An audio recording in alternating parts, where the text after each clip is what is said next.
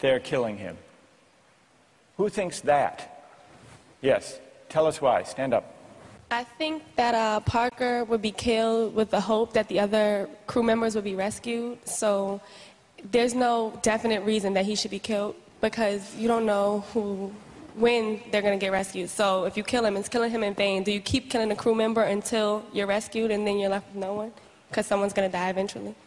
Well, the moral logic of the situation seems to be that they would keep on picking off the weakest, maybe, one by one, until they were rescued. And in this case, luckily, they were rescued when 3 at least were still alive.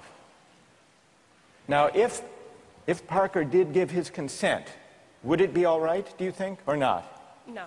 No. It still wouldn't be right. And tell us why it wouldn't be all right.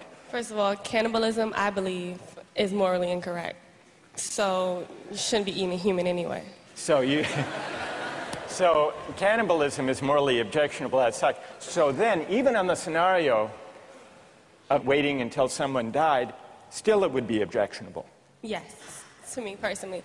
I feel like it all depends on one's personal morals. And, like, we can't sit here and just, like, this is just my opinion. Of course, other people are going to disagree.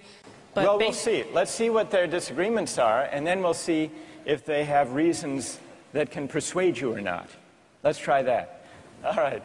Let's, now, is there someone who can explain, those of you who are tempted by consent, can you explain why consent makes such a moral difference? What about the lottery idea? Does that count as consent? Remember, at the beginning, Dudley proposed a lottery. Suppose that they had agreed to a lottery, then how many would then say it was all right? Suppose there were a lottery, cabin boy lost, and the rest of the story unfolded. Then how many people would say it was morally permissible?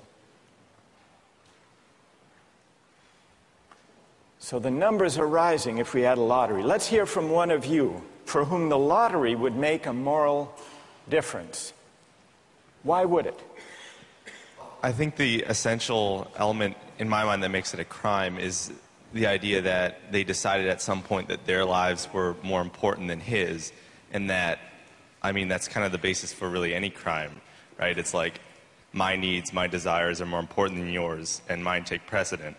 And if they had done a lottery where everyone consented that someone should die, and it's sort of like they're all sacrificing themselves to save the rest, then it would be all right.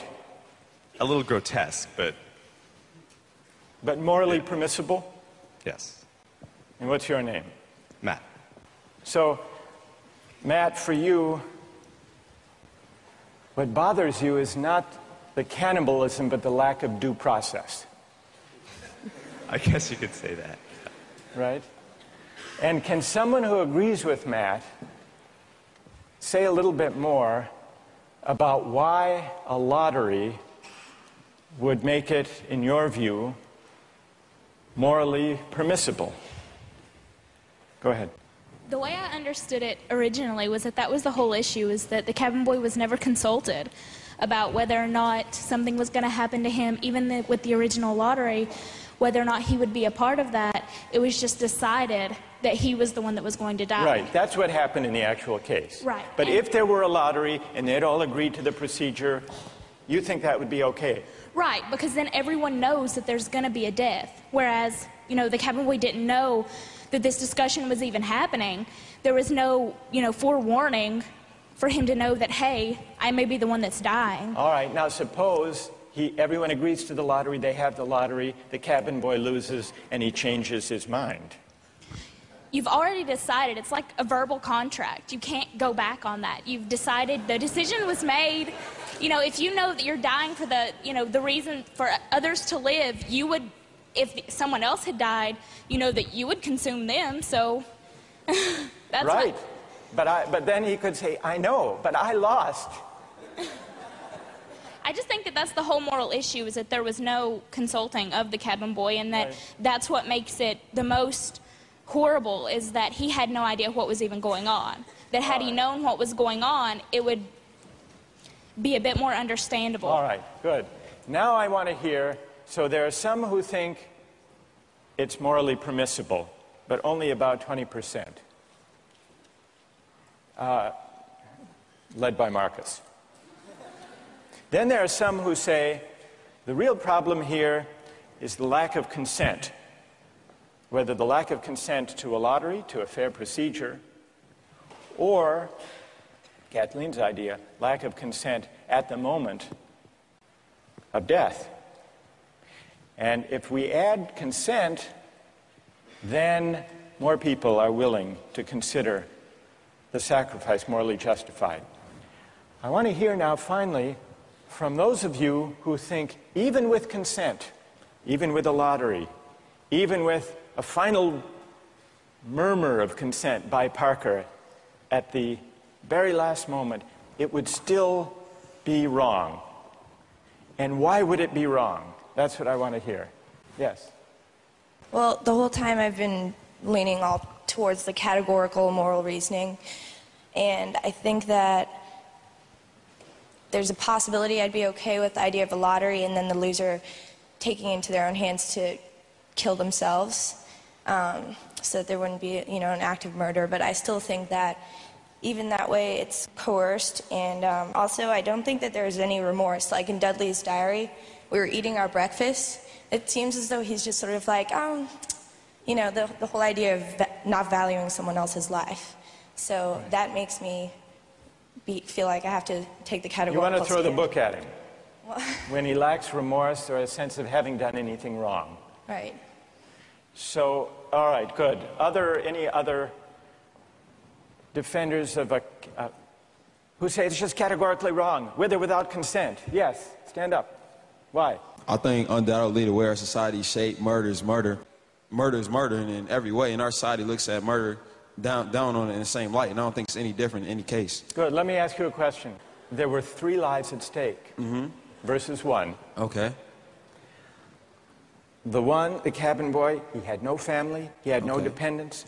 These other 3 had families back home in England. They had dependents. They had wives and children. Think back to Bentham. Bentham says we have to consider the welfare, the utility, the happiness of everybody. We have to add it all up. So it's not just numbers 3 against 1. It's also all of those people at home. In fact, the London newspaper at the time and popular opinion sympathized with them, Dudley and Stevens. And the paper said if they weren't motivated by affection and concern for their loved ones at home and their dependents, surely they wouldn't have done this. Yeah, and how is that any different from people on a corner trying to have with the same desire to feed their family? I don't think it's any different. I think in any case, if I'm murdering you to advance my status, that's murder, and I think that we should look at that all in the same light instead of criminalizing certain activities and making certain things seem more violent and savage, when in the same case it's all the same. It's all the same act and mentality that goes into murder, necessity to feed your family. So suppose it weren't 3, suppose it were 30, 300. 1 life to save 300. Or in wartime, 3,000. Okay. Suppose the stakes are even bigger. Suppose the stakes are even bigger. I think it's still the same deal. Do you think Bentham is wrong to say the right thing to do is to add up the collective happiness? You think he's wrong about that? I don't think he's wrong, but I think murder is murder in any case. Yeah, well, then Bentham has to be wrong. If you're right, he's wrong. Okay, then he's wrong. All right. Right. Thank you. Well done. All right, let's step back from this discussion and notice how many objections have we heard to what they did. We heard some defenses of what they did. The defenses had to do with necessity, their dire circumstance, and, implicitly at least, the idea that numbers matter. And not only numbers matter, but the wider effects matter. Their families back home, their dependents. Parker was an orphan. No one would miss him.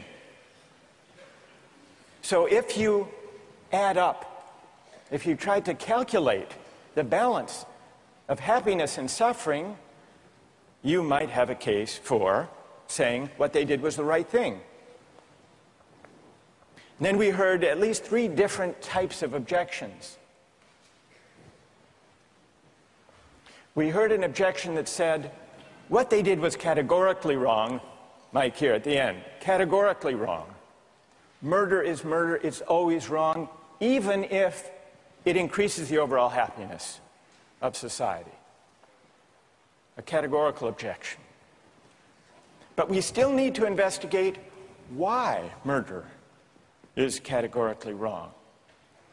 Is it because even cabin boys have certain fundamental rights? And if that's the reason, where do those rights come from, if not from some idea of the larger welfare or utility or happiness? Question number one. Others said a lottery would make a difference. A fair procedure, Matt said.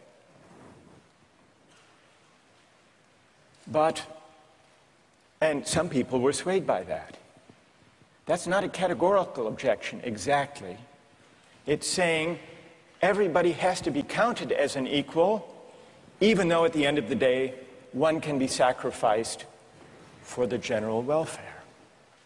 That leaves us with another question to investigate. Why does agreement to a certain procedure, even a fair procedure, justify whatever result flows from the operation of that procedure?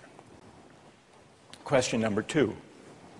And question number three, the basic idea of consent. Kathleen got us onto this. If the cabin boy had agreed himself, and not under duress, as was added, then it would be all right to take his life to save the rest. And even more people signed on to that idea. But that raises a third philosophical question. What is the moral work that consent does? Why does an act of consent make such a moral difference that an act that would be wrong, taking a life without consent, is morally permissible with consent? To investigate those three questions, we're going to have to read some philosophers. And starting next time, we're going to read Bentham and John Stuart Mill, utilitarian philosophers. Don't miss the chance to interact online with other viewers of Justice. Join the conversation, take a pop quiz, watch lectures you've missed, and learn a lot more. Visit justiceharvard.org. It's the right thing to do.